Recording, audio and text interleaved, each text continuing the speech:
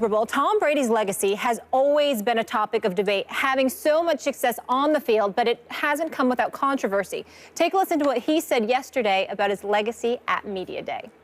I really don't, because that was never the reason why I ever wanted to play this game, is to be the best. I mean, that wasn't why I play football. I play football because I just love playing and with my teammates. I think the most important thing for me is to doing the very best that I can every time I take the field.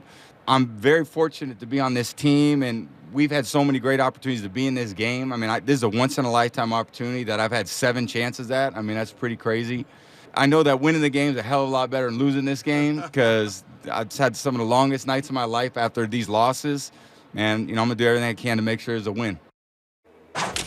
According to a new poll taken last week and released Monday by Public Policy Polling, Brady is clearly the most polarizing quarterback in the league. Listen to this. So Brady's the most popular quarterback amongst fans, 22%. We're a little fickle here, people, but he's also the least popular, 24%. Also, the New England Patriots were voted the most disliked team in the NFL. And I found a friend. Look who's here, Will Kane. I'm glad somebody could keep you company today. Thank you. And it's always good to see you. Thank you. Thank you. you. I want to start with you, Stephen A., though. Why is Brady the most hated? Well, he's a part of the New England Patriots, who are an organization perceived by some as cheaters. Certainly not me. I consider them winners, and my attitude has always been, hey, if they're so great at doing something and you got a problem with it, why can't you learn to emulate it? They're doing something right, and I'm going to give them credit where credit is due. 10 AFC championship games in the Tom Brady era, 7 Super Bowl appearances now, 4 Super Bowl titles.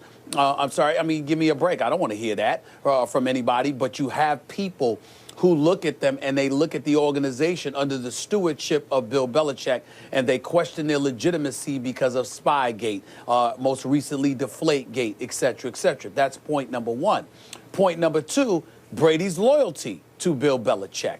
Number 3, because Bill Belichick, while some people might malign him, also recognizes greatness, they consider him a beneficiary of that greatness, because throughout your tenure, your entire NFL career, you've played for one man who happens to be the best. So they find themselves asking, what if you were in Aaron Rodgers' situation? What if you had played for several different coaches like Peyton Manning did, Tony Dungy and Jim Caldwell and John Fox and Gary Kubiak, and, the list goes on and on.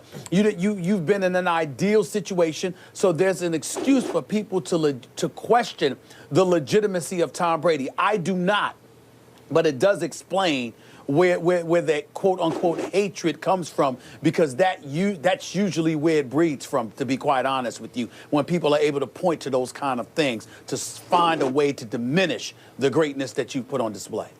I think all those things are legitimate and they feed into it, but if you ask why are people hating on Tom Brady, what's the big picture?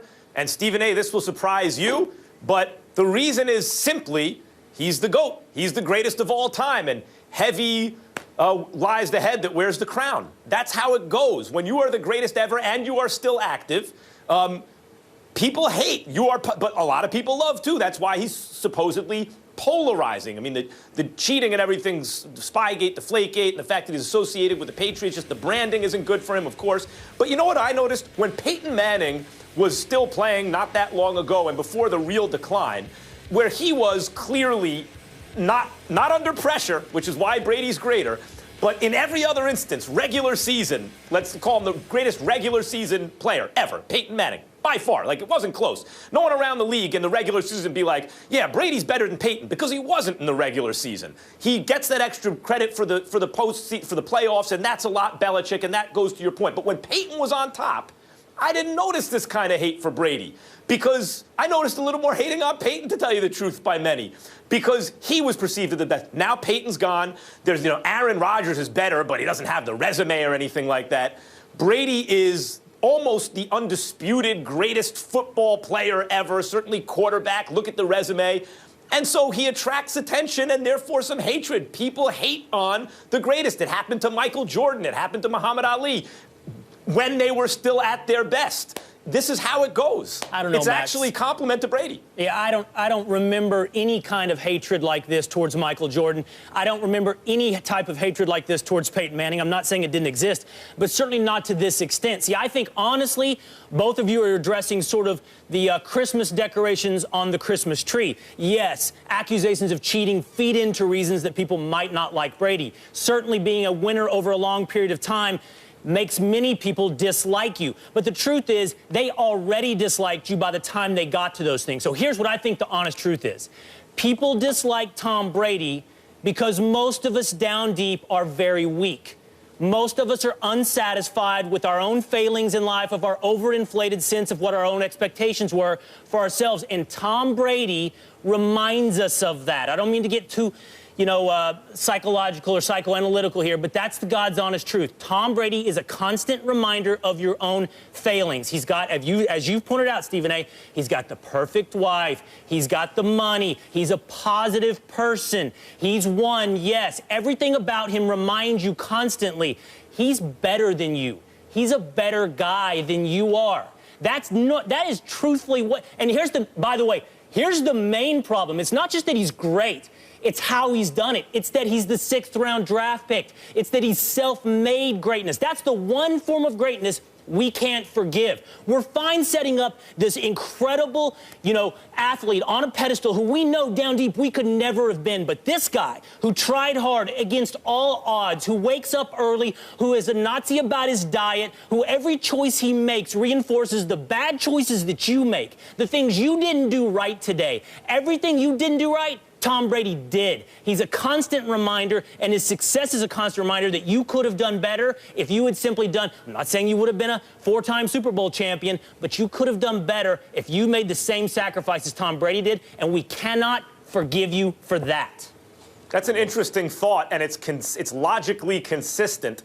But I don't know that people look at Brady, and that's actually the process going on. No, it's down deep, Max. It's down deep in the weakness. It's not rationalized. It's guttural. I lost it. I don't think right. It's intuitive. When people, it's the blink test. They blink and they don't like because it holds up a mirror to their own failings. I think it's an interesting point, but I don't know that it actually. And that may explain if you perceive him as more hated than Peyton Manning or some others, and you want to discount Deflategate and Spygate, and the Belichick influence, as Stephen A. pointed out, maybe you can point to that. I think the big picture is the best who ever did it, or the greatest of all time, when he's still on top. Because don't forget, he's also the most loved. Has this effect on people, usually in all sports. Will Kane, I think you've been hanging out with Max a little bit too long. You're trying to go deeper than necessary. But it's understandable because Max can do that. Max can do that to people sometimes. Here's the deal. It's really not necessary to go that deep. I'll put it in more simplistic terms for you. The fact that you've had Belichick your entire career is enough of a reason for people to be envious of Tom Brady. Because what happens is you have the benefit of a great coach who's great with his system, that somehow, some way is able to maximize the potential of all those around him. And as a result, has elevated himself to such a level of greatness that when you find yourself not being the beneficiary of such components, it does vex you, because you find yourself literally looking at that situation and saying, I couldn't be that if I had that coach. If I had that system, if I had those players, I couldn't pull that off. And I think they look at it from that perspective, not to mention the fact that at one point in time, people had such an affection for Tom Brady to such a degree, and to some degree they still do, that no matter what circumstances he found himself under, whether he was losing AFC championship games to Peyton Manning or being associated with Spygate or Deflategate or whatever the case may be, you have people that look at it and say, folks are eager to give him a pass that they wouldn't give to other people. Those are components that can't be ignored either, Will. Yeah, but okay, so I'm not saying that you hold this. You're attributing that point of view to many people. It's a really dumb point of view if they hold that. It's really, really dumb because what it ignores is it makes Tom Brady into a system quarterback that's been the beneficiary of Bill Belichick and his system, as though you could put anybody in that system and they would achieve the same level or at least some close to similar level of success. And it discounts all the things that Tom Brady does on a daily basis, not the miracle throw that Aaron Rodgers throws, but what he does on a daily basis that makes that system work. See, that's my point. People don't really like what it takes to be successful. They don't want to pass up the donut. They don't want to check their ego. They don't want to never be late to a meeting. They don't want to hold everybody accountable. So when they see someone do all that, they've got to explain it away as though that's just a system that's allowing that guy to do that. Well, contrary to what Max Kellerman constantly says, you put Aaron Rodgers in that system, they'd be better. I don't think he makes I don't think he makes all the same choices. I don't think he does all the same sacrifices that Brady does. I think it's a good point to develop it or articulate it further. I could, if you want to call him a system quarterback, some of that system is kind of an adherence to a really puritanical work ethic, and that's part of the system that he's yes. Incorporated, right? And I think that's a good point. Nevertheless, people recognize, just as who is he overtaking as the greatest quarterback of all time? For many in the modern era, it's Joe Montana, and I think people recognize that as great as Joe Montana was, he was also lucky. Much as I talked about Blink a little earlier, like Gladwell would write that Bill Gates was lucky because circumstances favored what ended up really creating him and his legacy. And that Joe Montana was lucky to have Walsh, and that Brady was lucky to have Belichick, and there were other quarterbacks you could have, and this is, of course, ridiculous because this is not what happened, but you could have given to Walsh or Belichick who would have been even better, but they weren't, and so they're not. But I think people recognize, what if Walsh had Dan Marino? What if Belichick had Aaron Rodgers? I think most people would probably say Rodgers and Marino would be ahead of Brady and Montana. And so there's a sense, I think, rightfully, that they're somewhat lucky. Well, my issue with what you're saying, more so than anything else, is you're acting as if it's applicable just to Tom Brady. Like when you talk about fans and whoever feels that way having a dumb opinion. Well, even though there's a lot of very, very smart fans out there, there are a few that are not. And they hold these opinions because of their fandom and their haterism, for lack of a better word, their willingness to go that route.